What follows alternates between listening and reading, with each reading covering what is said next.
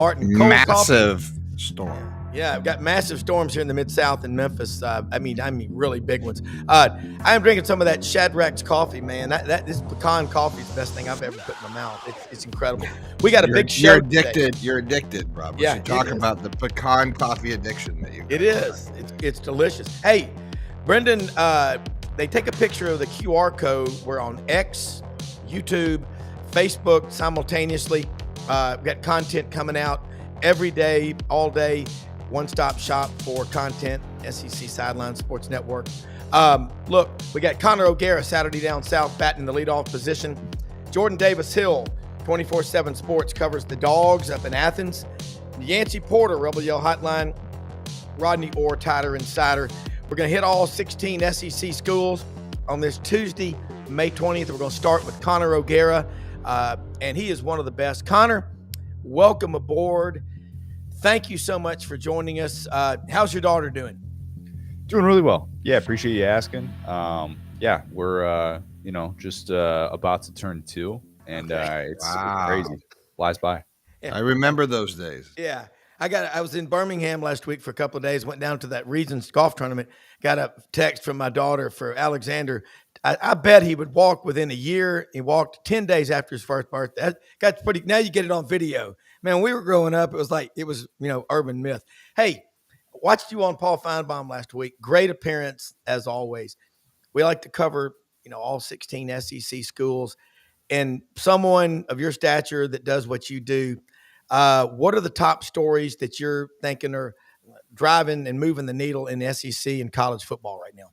Yeah, I appreciate that. I know last night Ross Dellinger's report about the power conferences joining together and trying to essentially create new rules for everybody to follow in terms of the new rev sharing era, so that they can't just have state law supersede that.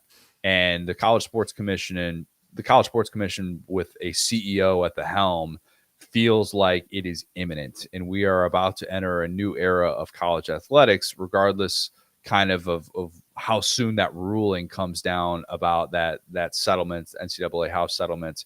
But we're about to be in a place where no longer can states kind of basically just do what they want and set their own sort of NIL rules, and that conferences would have the right, if you sign these contracts, or if you don't sign these contracts, to rule whether or not a team can stay in the conference, and that a team could be, or a school could be, evicted if they don't sign this contract. It's very unprecedented between what's going on at the state level, federal level, and what's going on at these individual institutions. But yeah, this does feel like potentially a landmark decision. Ross Dellinger went so far as to call it a stunning development to see these power conferences unite and to try and get everybody on the same page.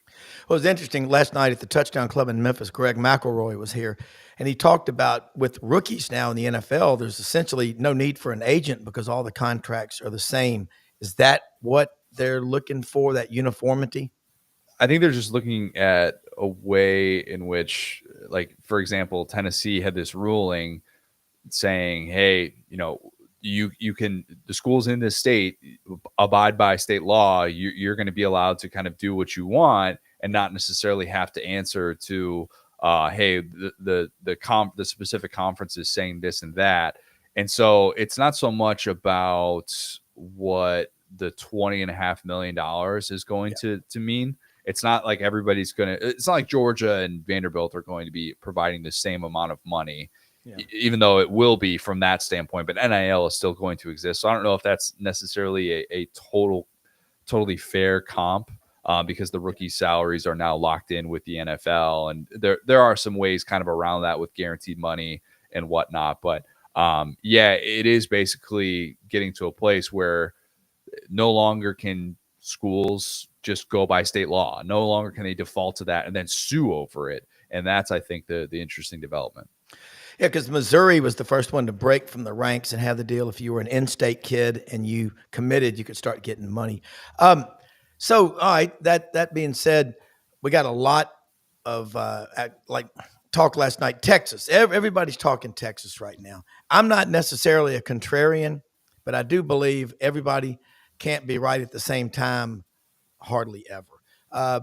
Talk about why there's another team or two that you think will win the SEC. I think LSU will win the SEC. I think LSU will win the SEC. I think LSU will win the national championship this year.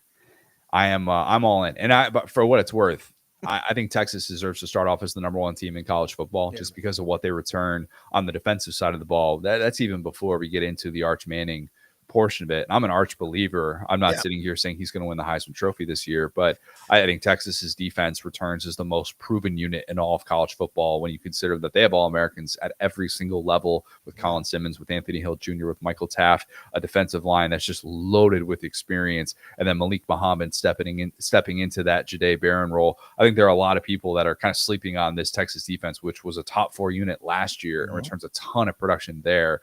But I am a believer in LSU, and it stems from what Brian Kelly has done in the transfer portal. After they found out that Garrett Nussmeier was returning for the 2025 season, they went all in. They said, this is not going to be the same sort of approach that we had in the previous year. We are truly going to attack it. That's why they're able to go out and get a Nick Anderson, a Barryon Brown, Jack Pyburn, able to get Mansour Delane from Virginia Tech. I mean, they're still making moves.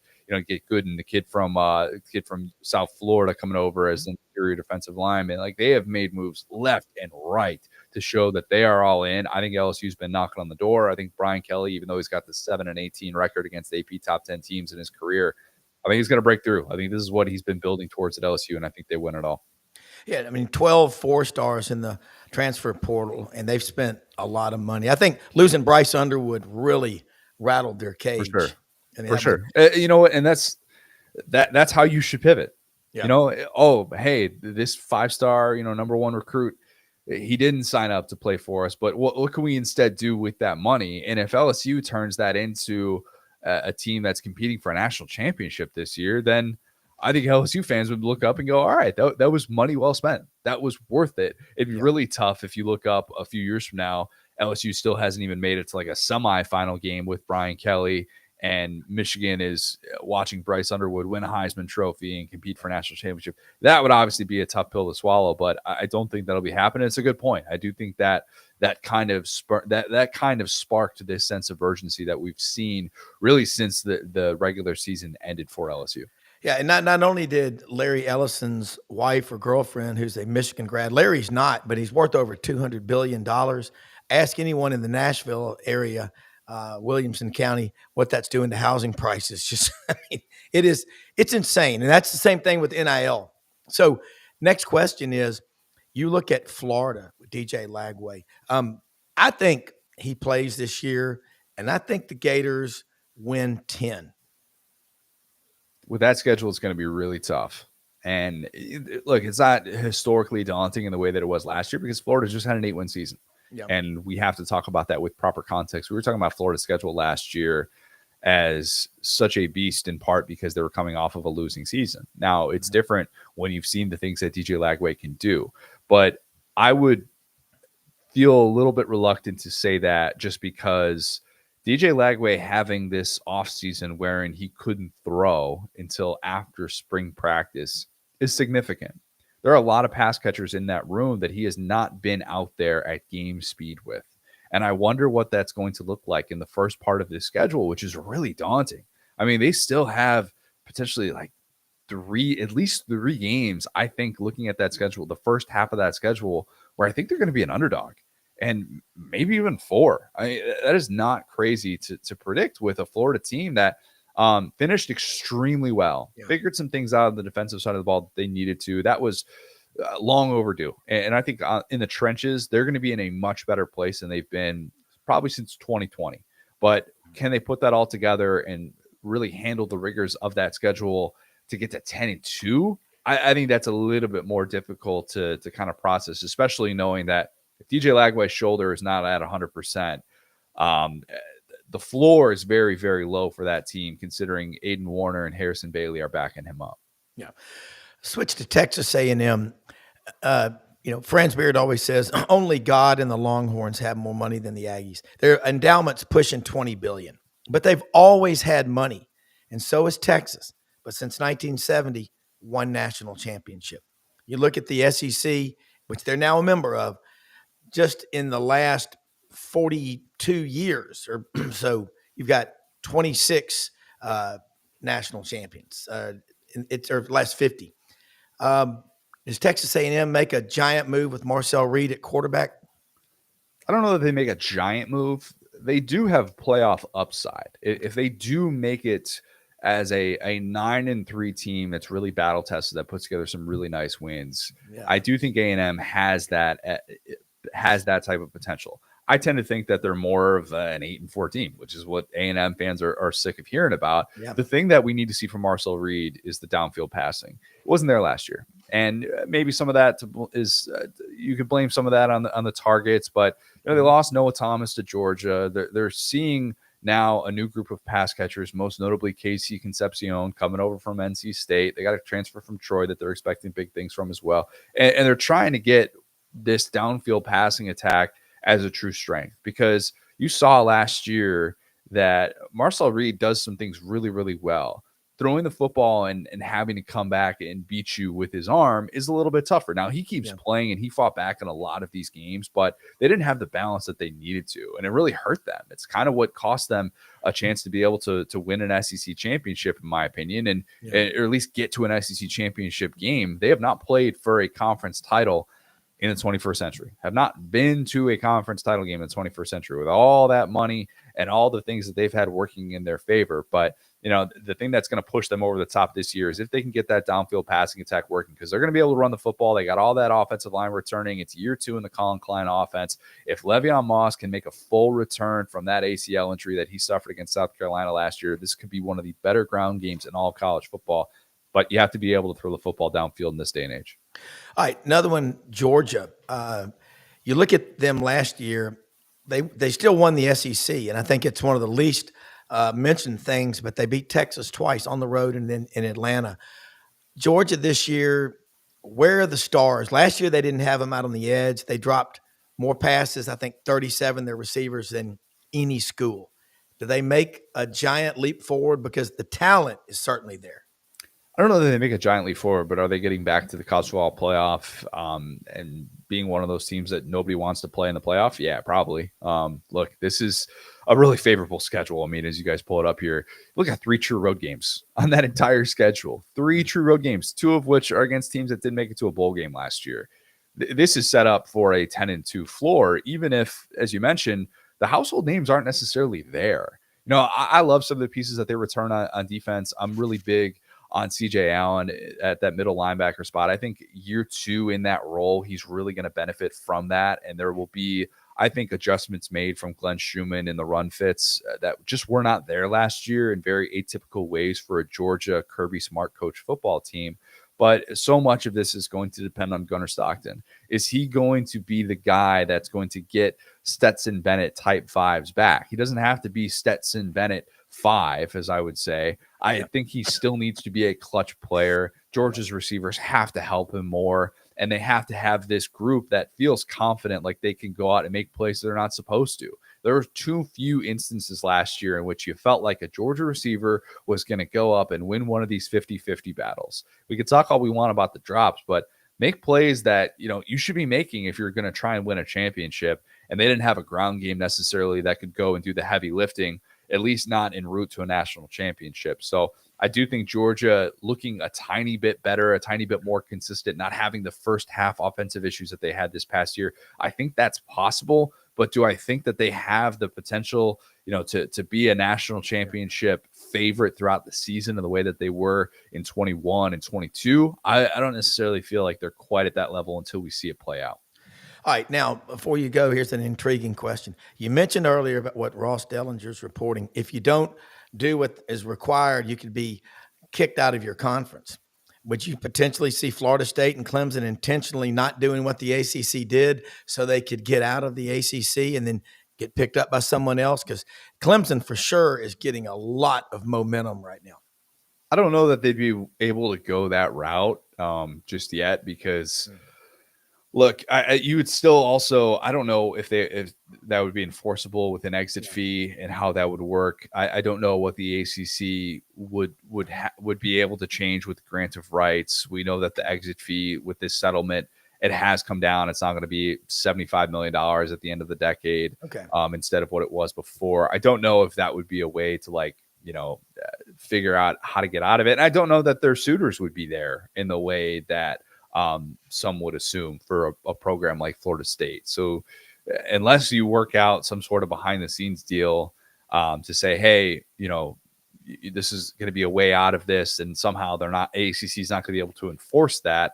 I think that'd be a little bit difficult, but we'll kind of wait and see. Who knows? I mean, there could be a lot of different moving pieces, especially with schools acting still in their own best interests when it comes to this new era of college athletics. Yeah, man, Connor, we could talk to days. You are so vested and so knowledgeable, and so to let people know how they can follow you and whatever we can do to help you grow your brand, retweet, whatever. If you do the same for us, we appreciate it. And it's always, when you come on here, eye-opening, because you are 24 hours a day putting out content. Yeah, appreciate that. I do sleep. So we'll say a little bit. We do sleep. We try and get as much as possible. But SaturdayDownSouth.com, we're predicting the college football playoff, what we think that's going to look like, rolling out one of these teams per day, and kind of breaking down the path, the potential roadblocks, all the things working in a playoff contender's favor. And then we are Saturday Down South podcasts, anywhere you get podcasts. We're at one a week right now. We'll go up to two a week, probably once SEC Media Day start, but lots of different content, lots of different pieces on SaturdayDownSouth.com as well. All right. Awesome stuff. Take care. See you soon. Thank you. You too. Appreciate it. All righty. Let's go to Jordan Davis Hill, 24/7 Sports. As Chuck Oliver always says, it's a dog thing, but I hear you on his show a lot. And Jordan, Paul Wickenheiser, the Burgermeister, listening out in Reno, Nevada now. He gets up early when you come on. That David Jolly does. Jeff Boone, Thomas Boone. I got some good dogs up here. One of the things a lot of people are asking me is, first of all, how does Jordan, again, I mentioned the sleep factor. You're putting stuff out all the time. And we don't have the newspapers like we used to. You don't have access like you once did. How do you do this? I mean, because you do a great job of it, and you're constantly at the tip of the spear with Georgia. It's one of those things, Rob, where you just kind of have to figure out what people want to read. And it's sort of funny. The thing I battle this time of year, it's a slower time of year. Mm-hmm. So I try to kind of give myself that understanding, but you always want to have something to do, and you always want to be talking about something. So it's just one of those things you kind of just keep your eyes peeled out for stuff to talk about. Like this morning, I wrote a story. The Ravens put out a video from their pre-draft process of Todd Monken, who used to coach at Georgia, absolutely raving about Malachi Starks, who they wound up drafting. So I think you figure out the best beat writers this time of year, because we're not getting interviews and we're not watching any games. So you're trying to get creative as much as you can. But no, I heard you telling Connor, 24 hours a day. We got 24/7 in the name. We got to live up to it, Rob. We can't have false advertising out here. So we always got to be talking about something. Well, I mean, when we went down to Birmingham to see, I met with Ronnie Sanders from AU Undercover. We went out to the golf tournament. I mean, it was like, no time to go to the hotel. I'll get there when I get there. Straight to the tournament. I don't know what time I got in. I can't remember. But there's a lot going on because Kirby Smart was there. And you listen, if you are a recruit, this guy, he gets you the first sentence. He's on there talking about his family and how much he loves supporting this tournament and coming over here and all. Then comes Nick Saban, Kalen DeBoer, Hugh Freeze, Paul Feinbaum was there. It was a big event, and none of those guys are PGA players, but all the talk was about football. So Georgia questions are, and here's a question I have. Justice Terry out of Manchester, right by Callaway Gardens. In the past, he's a shoo-in to be a Georgia Bulldog. And in spite of that, what did Georgia finish? Second or third in the country in recruiting? I think that's the real story with Georgia is, okay, bam, whack-a-mole. It's incredible. Yeah, I mean, that's the thing. And it's so funny talking to people on our board. They want to get a Justice Terry. They want to get Jackson Cantwell, as we saw play out last week when he picks Miami.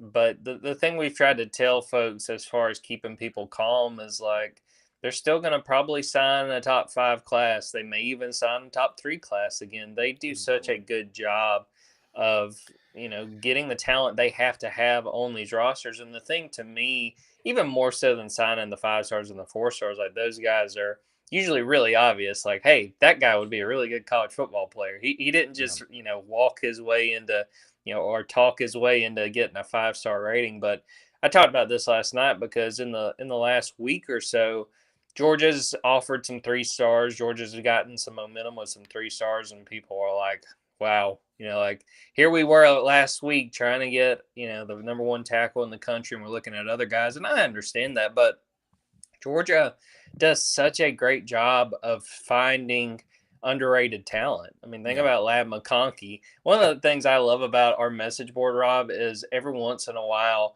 someone will bump an old thread. And when Ladd was in his last season at Georgia, the thread when he committed to Georgia kept popping up on our message board. And it was just full of people saying, who the hell is Ladd McConkey? Why are we offering this guy? And that, to me, that's the thing. If I'm a Georgia fan, this staff has earned the right to offer some 3 stars because they're going to find guys that they really like, find those diamonds in the rough where they see something and they know they can develop a guy and evaluate. And, everybody wants to have the number 1 class in the country, and Georgia still has an opportunity to sign the top class, maybe one of the top 3 classes. But they've kind of gotten to the point with me, just in following them, just trust their evaluations. Even if they don't get the Justice Terry or the Jackson Cantwell, they will find the guys they need to be, important pieces on future teams. No, and I agree with that. I mean, I think about a guy, Chris Davis, out of Woodlawn, Sunday night, Philip Lilly and different coaches at Auburn. We got to take him. This kid is a playground legend, and he turned out to be a very good player. It happens all the time, way more than we think. And you really know the recruiting part. There are way more 3 stars. Let's say in a typical year, there's 3,500 kids that'll sign Division I football scholarships. Maybe 35 of them are 5 stars. Between 350 and 400 are 4s. So that leaves, about 2,850 or so that are 3 stars or 2 stars. So that's the majority of your team. What is if someone says, the elevator speech, Jordan, we signed 6 3 stars. What does that mean to you? What do you tell them? I mean, to me, it just kind of depends on the staff. If we're talking about Georgia specifically, I just say, I think I trust those evaluations because I think, going back from my time covering Auburn, where Auburn got in trouble with Brian Harsin, was that Brian just decided, okay, I can take any 3-star and turn him into a 4-star, 5-star player from Boise. And he had never really shown that in the SEC, and he never did. But like with Kirby, it's one of those things. I really do believe those guys when they say, look, we don't really pay attention to what the recruiting rankings are. And, it's funny, too, when you think about it. I mean, if you were a coaching staff and you said, we're going to pay attention to what these kids are ranked, all right, who are you going to go off of? Like which site? All the sites have different rankings. A lot of them are pretty similar, but sometimes they vary. The ratings change. That's the thing, too, this time of year where we tell folks, look, guy may be a 3-star right now, but give it a few months as our staff at 24/7 Sports works through more evaluations. That guy might get bumped up to a 4-star long before he winds up signing to a school. So to me, it all depends on which school it is. And it always helps to watch a guy and you can see a guy's high school film and say, that's not a 3-star. Like that's a guy that's better than that. But yeah, I mean, Georgia's just at the point where there's very little that they do, maybe outside of quarterback, which they've done well this year, where you have really the ability to question them. They've done a pretty good job evaluating so many different positions that if they're going to take a 3-star, there's a pretty good feeling they like what they've seen in this 3 stars film. Yeah, and then you've got all these camps, 7-on-7, and that seems to favor the skill position players. So pushed to the side and ignored our offensive linemen. And, Jason Caldwell was on last week talking about there's maybe 20, 25 offensive linemen that everybody in the country is recruiting. So everybody needs to sign. He's right. You got to sign at least 5 a year. So, what about offensive line camps? You, like Jason, pound the dirt. Y'all get out there and go to these camps. It's just a relentless pursuit. But that's why when you're saying I agree with you. It depends on the staff. If Glenn Schumann says a kid can play, he may go from a 3 to a 4 or a 4 to a 5. Or if Kirby Smart says that's as good a linebacker as I've ever seen, that's kind of like Paul Tudor Jones on Wall Street liking your company. Boy, you better hope you own some of it. Yeah, with Georgia, I mean, I mentioned Ladd, Christopher Smith, who was a really good safety at Georgia for a while. They know how to find 3-star guys, especially in state. And I think about too Auburn. Kevin Steele was great at that in the secondary. Yeah. I want to say Roger McCreary was a guy they offered like at the last minute, and then Roger, I think he wound up being like a 2nd-round pick. I mean, Roger was a really good player at Auburn, but like with the linemen, I think the biggest thing for Georgia, they want to work those guys out, because they know how athletic those guys have to be to play that position. I mean, they take their evaluations, across the board really seriously, but those linemen, and, I think a guy that they hit on this past cycle, he may not play a ton this year, but we've heard great things about Juan Gaston, a 5-star, a guy that they got on a little bit ahead of the curve. I think he wound up getting 5-star status basically at the end of that cycle. But, we'll shout out a guy that I think yesterday was his birthday. A former Auburn Tiger, Stacy Searles, has been doing it a long time. Oh yeah, and he knows what he's looking for. He played he played on the line at Auburn. Yeah. He's a guy that one of my favorite memories of Stacy was before the TCU national title game. We had the media day. I want to say that was 2 days probably before the game. And he's sitting there at the table, and it's a situation. It's just basically a big ballroom. And if you want to go talk to somebody, you can just, walk up and grab them. And Stacy was sitting there sketching different offensive line alignments and working on different plays just while he was sitting there while people doing interviews. So they know what they want in offensive linemen, and, they know what they're looking for. And like you said, a lot of these camps, you're not going to be able to see those guys stand out quite like a 7-on-7 and some of those skill players. But Georgia wants to get their hands on those guys, get them, on campus for workouts and watch them up close, because they know that you've got to be super athletic to play in the SEC, understanding that, most offensive linemen are not going to play their first year in the SEC. It's just the jump up in competition is too extreme, but you got to show you have the ability to grow and get to that point, and they want to see that up close a lot of the time. Yeah, and you mentioned in the evaluation part, it takes at least 2 years, maybe longer, for an offensive lineman to develop. And with all the movement around in the portal, that's crazy. One thing I noticed, Georgia, they're not losing people they want to keep, really. So I'd like to see a comparative analysis, kind of like year-over-year comps when you look at a stock's earnings. How many players were leaving in the previous 5 or 10 years at Georgia, at Clemson or Florida, compared to what is now? And I'm talking about players they really wanted to keep. I think that'd be a cool story. For sure. And the thing that always impresses me with Georgia, we'll go into a portal window, and it's usually more so at the end of the season. A lot of the time, if you're at Georgia and you stayed through the spring, you're going to wind up sticking it out. Yeah. But I think that a lot of these guys, as long as Georgia has plans for them, and I think the majority of the guys they do, they see what they've gone through to this point, and they say, why would I leave? I put in the sweat equity. I put in the work, even if I'm not starting. Georgia's had such a great run of guys who stayed at Georgia, and it wound up paying off as far as making it to the draft. I think about Channing Tindall. I don't think he ever started a game at linebacker for Georgia, and he wound up being a 3rd-round pick. And, I think about a guy who ultimately did transfer, but he was a guy that stayed a year longer than he expected, was Julian Humphrey, who was a cornerback. Okay. And we met with him the spring after I think he entered the portal, was only in it for a couple of days, decided to stay. And he said, look, even if I'm not starting, I'm being developed, behind the starters. And he saw value in that, and he saw a path to the NFL, even if he wasn't starting, and he wound up starting for the majority of the season that followed. So I think just, I really do think Georgia's staff on the whole is really honest with these guys. They lay out plans for these guys and see how they can have a future at Georgia, even if they are not at the top of the depth chart. They sell these guys on being developed, and the thing Kirby has said many times is work while you wait.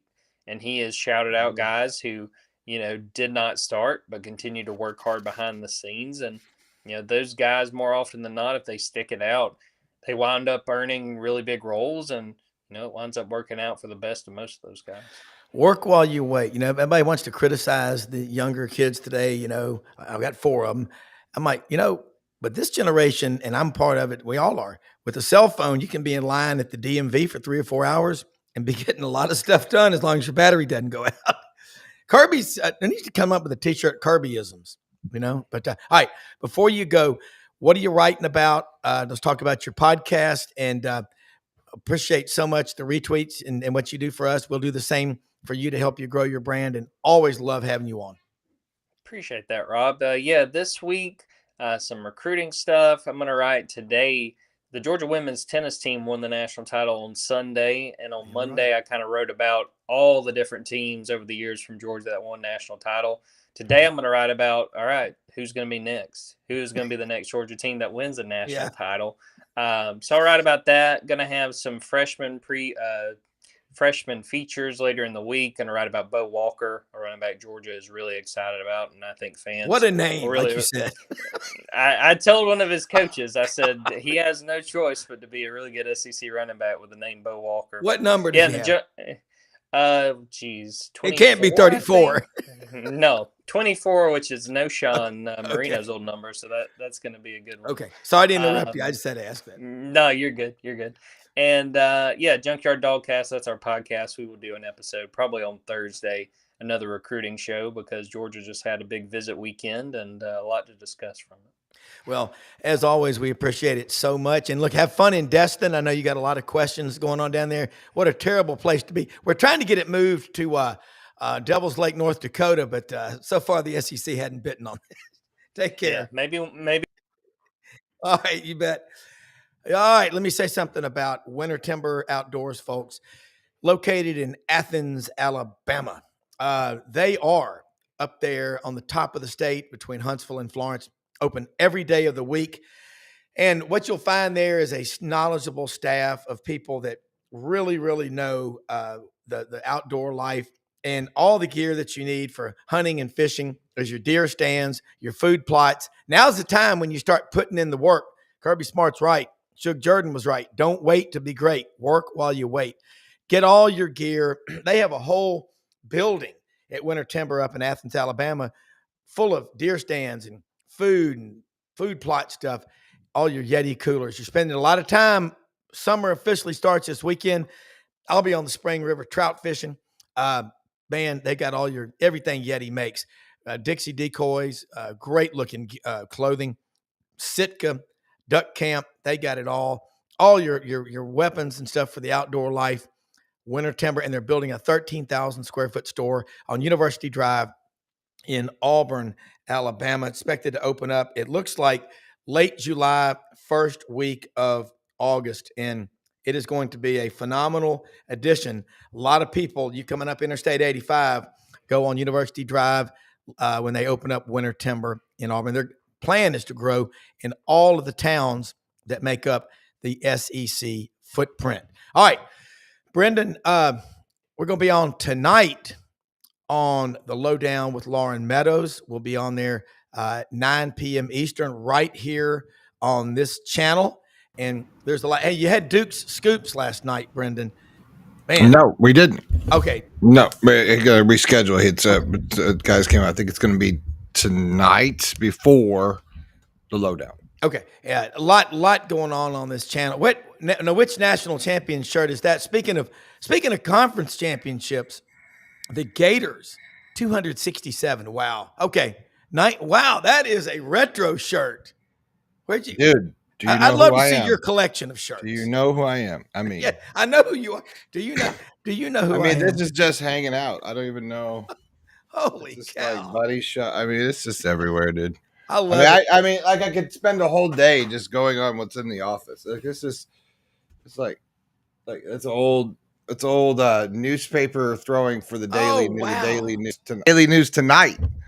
That's what Buddy Martin used to be the sports editor. Well, you know what? That. When Brendan, The Daily News at night had a night paper. It was a night section. So. well, we used to have the commercial appeal in Memphis in the morning, the press scimitar in the evening. We were such a well-read, much more literate society. But now, someone like Jordan Davis Hill and Connor O'Gara, they're putting out a lot of content.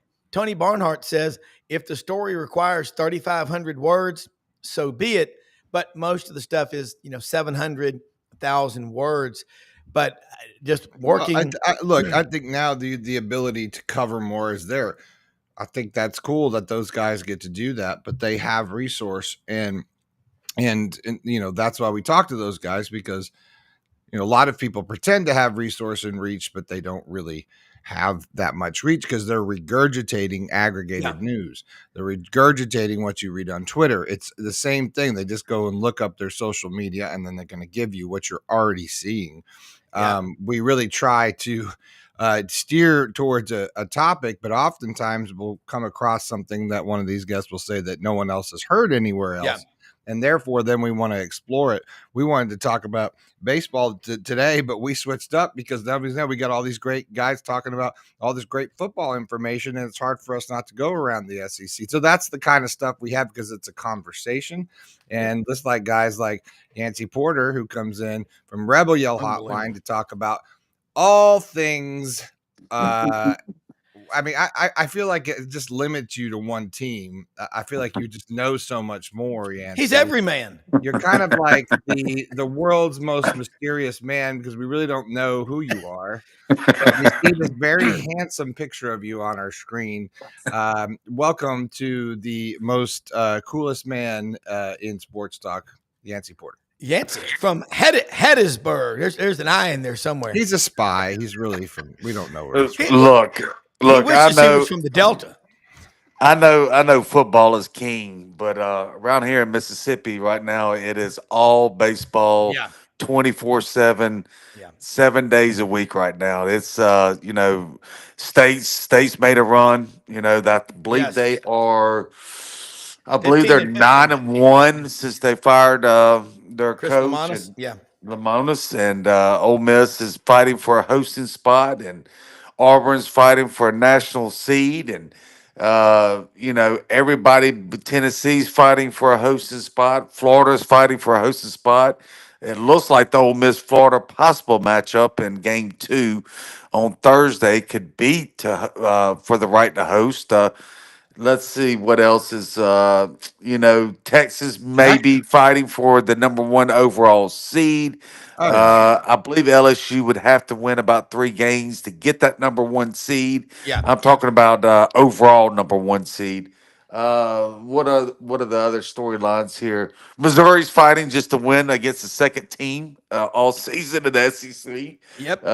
Alabama's fighting for a hosting spot. I mean, this year's SEC tournament has so many headlines, and it's so different, guys. It's like basketball now, where it's single elimination. There's double buys to get in. It's the exact same format with basketball. It's really more exciting to me on the surface because it's do or die, whereas before, after the first round, it was double elimination, and then you might play 6-7 games in the tournament to win the title. So it's a fascinating storyline for Hoover this week, and I'm excited. Well, one thing that I think was brought up yesterday on the show, Jacques Doucet from WAFB Channel 9 in Baton Rouge covers LSU and the SEC, that the single elimination, well, how many, we're hoping it doesn't affect attendance. People saying, well, I'm not going to go through the effort to go to Hoover because if my team loses one game, we're out. And I'm not saying, Jacques makes a great point, but what I think will happen, we just love watching baseball. And the fans go there. And you look out there at those tailgates in Hoover, the food, the drinking, the camaraderie, that's what it's all about. A lot of people, it's a vacation week, like going to Omaha. You just stay there. And in Omaha, there's LSU and Ole Miss fans that go up there every year, even if their team isn't in Omaha, because the greatest baseball state in America recently has been the state of Mississippi, back-to-back national champions. And now, hey, Ole Miss took 2 out of 3. They bludgeoned Auburn Thursday and Friday. Auburn got a win Saturday, but you're right. Mississippi State, last 5 coaches have all gotten to Omaha. The dude and what they did in the 80s before it was a national game, and what Ole Miss has done in LSU and Arkansas. Florida's been to 9 World Series with Kevin O'Sullivan. This is it's better than basketball. Yeah, I mean, like you said, there's thousands of fans who go to this every year, just like Omaha. I don't know now we'll see single elimination, but it's been the toughest tournament to win in baseball. It was much more difficult than Omaha. The quality of teams were harder. And you had a bigger field before it was 12 instead of 8 teams. But it's a test of tests, and there's a lot of people with a lot of issues, a lot of teams, a lot of injuries, a lot of sore shoulders, a lot of torn elbows, a lot of bruised backs and knees, and it's tough. I mean, everybody's playing game 55. Hardly anybody feels 100% anymore, and you got to get through it. Yeah, okay. Have you been to Omaha? I'm not trying to talk. Right. I'm just. Have you done because I've been out there a couple times. I live in Colorado. It was easy just to come over. So I've done that. It's really neat what they've done with it over there. I love going to see the whole experience, but I don't know. It doesn't feel the same to me as watching the game in the SEC, right? It feels like I love the super regionals, and I love all this part of it more so than I like watching the games in Omaha when it transfers over. What about you, Yancy? Well, I mean, we have a group. Omaha's a totally different feeling. It's I think Omaha's more on steroids, right? It's got fans from Disney, all the eight different schools, and you got the central location with the bars and restaurants right across the street where Hoover doesn't have that, right? It just has the tailgating right there outside, but they don't have the setup at Hoover to give it that Omaha feel.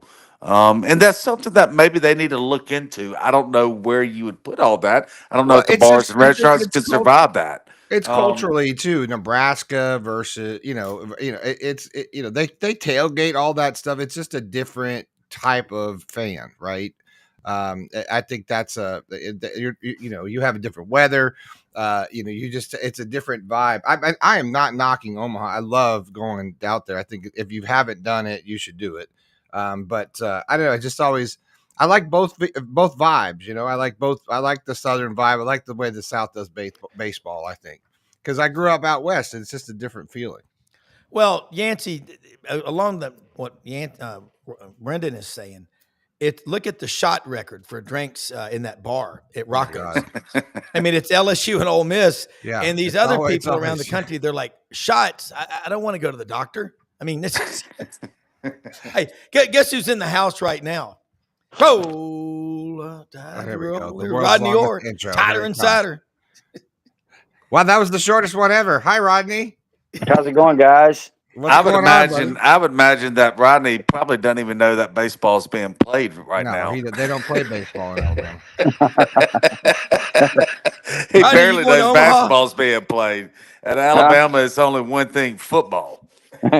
Well, yeah, basketball is picking up steam, though. So, obviously Nate Oates has done a great job, but yeah, they are playing baseball. You're right about that. I know that's how it used to be at Florida with basketball. We'd be like, oh yeah, basketball. Yeah, well, we were talking about that. Yancy, what's going on down there? Let's get on there. What's going on in Alabama football, Rodney Orr? What's going on in Alabama football? Yeah, anything good? Oh, it's been pretty quiet, but I know that obviously they're getting ready for the players to report back for summer workouts and all of those types of things. I mean, the vibes are really good here. I mean, there's a lot of positive, excitement right now, I think, about year 2 of Kalen DeBoer. I'm talking about inside the building. Now, outside, You know how it is. There's certainly some doubters that are lurking out there and going to be watching close and ready to jump on that first fumble. You know. Rodney, last night Greg McElroy spoke at the Touchdown Club in Memphis, part of the spring speaker series. And I asked him about the quarterback room and got some good, he likes Ty Simpson. He said, but everybody thought, a couple of years ago he'd be the man. Austin Mack, he likes him. But I want to ask you about one guy I don't think he's there anymore that you were really high on last year, Dylan Lonergan. He may have been from where Buford he was, but where did he go? He's at Boston College with Bill O'Brien now. Okay. So he's probably their starter there. I think Dylan Lonergan was a really talented kid, and so he's gone. Well, O'Brien recruited him to Alabama, so they have a previous relationship. So I think he could have been really good. It's just a matter of opportunity. Okay, all right, Yancy, I got to ask you with Ole Miss. Ole Miss and Alabama right now, both of them won. Well, Alabama got 9-4 last year. Ole Miss 10-3. That was brought up last night about the one play, the one deep pass by Kentucky. You don't trail LSU till you lose in overtime, and then you go down there and you catch a rising Florida Gator football team. I mean, y'all were really close. Now you got Austin Simmons, who should be a senior in high school, and is he already graduated from college? Yeah, he's already graduated. How old he's is the 19 kid? now. He graduated when he was 18 years old.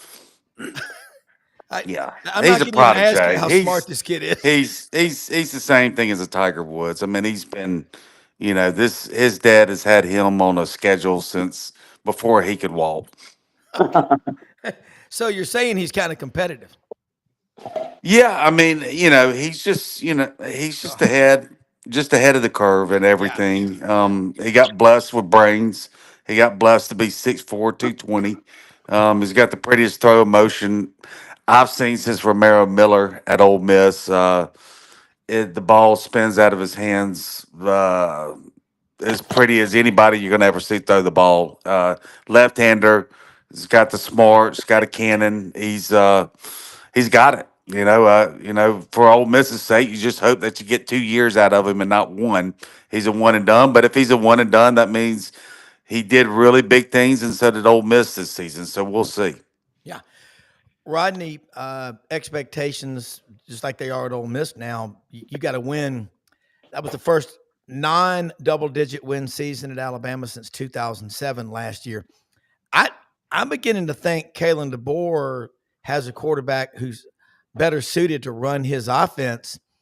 And with the talent on board, you really didn't lose anybody in the spring. Who did you lose that you didn't want to lose? And do you agree with me that the quarterback situation is more akin to what Kalen DeBoer likes? Well, they didn't lose anyone in the spring. So, that was good. Now, as far as the quarterback, I mean, I think that they really have worked with Ty Simpson a lot on minimizing mistakes, minimizing turnovers, eliminating turnovers. That's his first job. Now, they don't want a game manager. They want a guy who can make plays, who can distribute the ball in their passing attack, the way they like to do it. Kind of like what you saw at Washington, obviously. So they're trying to move towards that. And, Ty has all those tools if he can put it all together. And, this is his opportunity. Yeah. Yancy, we know about the receivers, the quarterbacks, and everything like that, but line of scrimmage, you have chronicled so well for 3 straight years the 10, 12, 13 guys, the defensive linemen Ole Miss has had the coaches can trust. What's that number looking like heading into the 25 season? Yeah, man, I think, again, the defensive line is probably going to be the strength of the team, along with quarterback and wide receiver. The big question to me still relies on that offensive line. They're cautiously optimistic. I would say that's a good word or how to put it there. But we'll see. A lot of new faces. You do bring your 2 tackles back. I don't know if that's good or bad, but it's going to be what you're going to have to really focus on with Ole Miss when trying to see how far they can advance, because they're going to look really, really pretty in these first couple games against these, slippery rocks of the West that they're playing over here. Yeah. And it'll be 75-3 or nothing, and everybody be talking Ole Miss up, and Austin Simmons is going to be all that. He is the quarterback, and everybody's going to be like, "Wow, where does Lane keep getting these quarterbacks?" Right? But we're going to have to wait until they play the big boys and see what those O linemen can do. And that was the sticking point last year.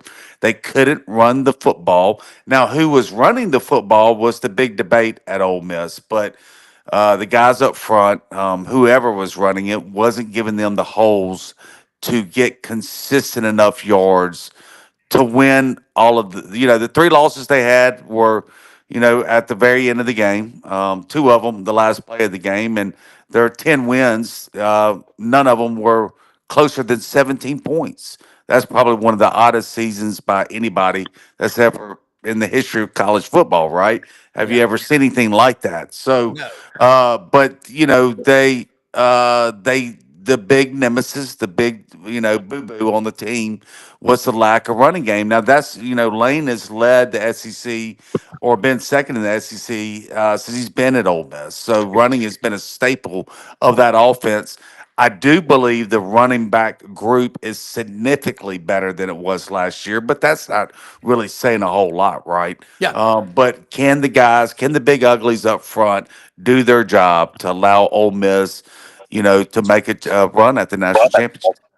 Yeah. And Rodney, you think about it, if you've got 2 seconds to stand in the pocket or 3.5, that makes a big difference. Let's talk about the Alabama running back room and the big uglies. Yancey's right on the offensive line. Yeah, I mean, I think the running back room is okay. It's good. It's not great. I mean, I think Jam Miller's a really solid back, and he's the returning starter. Then you've got Richard Young, a rising redshirt sophomore who came in as a 5-star rated player. He's a more physical back. I mean, he is a physical back. He's there. He needs to develop a little bit of a wiggle to his game, I think. But yeah, he can run between the tackles, really tough. And then I think the guy to watch out for after that might be Daniel Hill, who is from Meridian, big, Yeah. 235, 240-pound sledgehammer type back, bounce it to the outside and can catch the ball extremely well. He might be the guy to keep an eye on. He might be the, if you want to say, sleeper to challenge Jam Miller for carries. I would say watch out for Daniel Hill.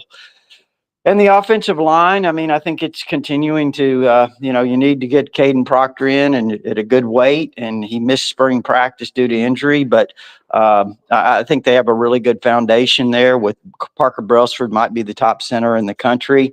Jaden Roberts is solid at right guard. He's going into his third year as a starter.